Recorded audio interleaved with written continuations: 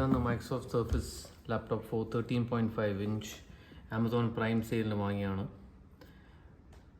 Windows keyboard, ഇത് Arabic and English കീബോർഡാണ്.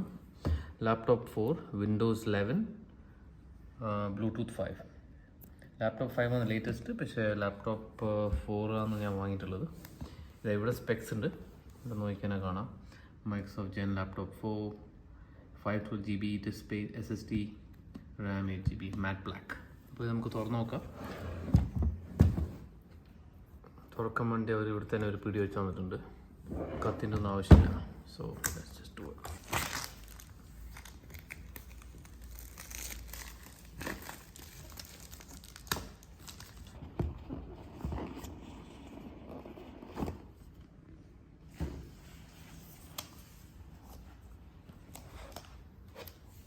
ഇതാണ് laptop.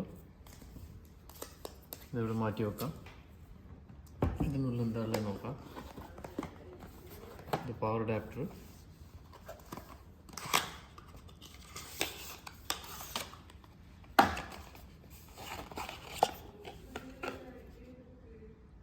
$65 power അഡാപ്റ്ററാണ്.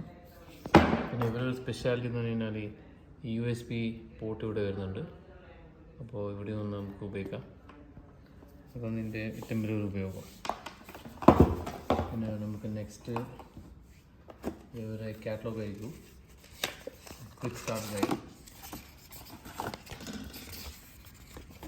How to use. ചൈനയുടെ ആവശ്യമില്ല, അത്രയേ ഉള്ളൂ. പഠിപ്പിച്ചിട്ടൊന്നുമില്ല. പിന്നെ എഴുതുന്നോളി അതിൻ്റെ കാലി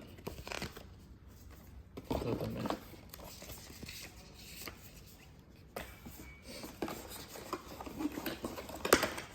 Simple packaging.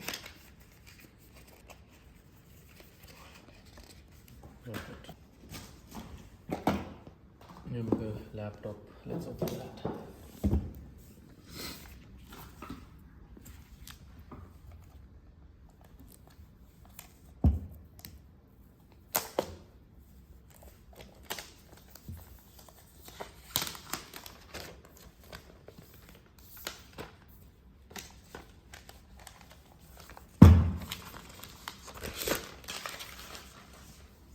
ഇതാണ് മാറ്റ് ബ്ലാക്ക് ഫിനിഷ്.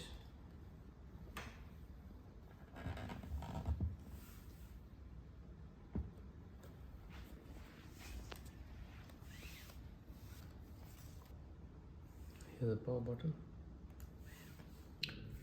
അപ്പോൾ ഇതിനുള്ള പോർട്ട്സ് നോക്കാം. ഇതിൻ്റെ സൈഡിലെ പോർട്ട്സ് ആണ് USB-C പോർട്ടുണ്ട്, പിന്നെ ഒരു USB-A പോർട്ടുണ്ട്, പിന്നെ ഇവിടെ ഒരു ചാർജിങ് പോർട്ടുണ്ട്. ഈ സൈഡിലാകെ ഒരു ചാർജിങ് പോർട്ടാണ്. ഇതിനെ കൊണ്ട് വേറൊന്നും ഉപയോഗിക്കില്ല. ഇത് SD കാർഡ് സ്ലോട്ടല്ല, ഇത് ചാർജിങ് സ്ലോട്ടാണ് മൈക്രോസോഫ്റ്റിൻ്റെ. അപ്പോൾ ഈ USB-Cനെ കൊണ്ട് ഇവിടെയും ചാർജ് ചെയ്യാം. നമുക്ക് സാധാരണ ഡോക്കിലെല്ലാം കണക്ട് ചെയ്യാനാൽ ഇവിടെ തന്നെ കുത്താം. അപ്പോൾ ഡിസ്പ്ലേയും വരും, എല്ലാം വരും. പിന്നെ ഇത് USB-A. പിന്നെ ഇവിടെ ഒരു ഹെഡ്ഫോൺ ജാക്കുണ്ട്, നമ്മളെ ഇയർഫോൺസ് എല്ലാം കുത്താൻ. ഇത്രയാണുള്ളൂ പോർട്ട്സ്. അതിനെ കൂടെ അഡ്ജസ്റ്റ് ചെയ്യാൻ പറ്റും. പിന്നെ ഇതൊരു 13 ഇഞ്ചാണ്, നല്ല സൈസ്. Okay, thank you.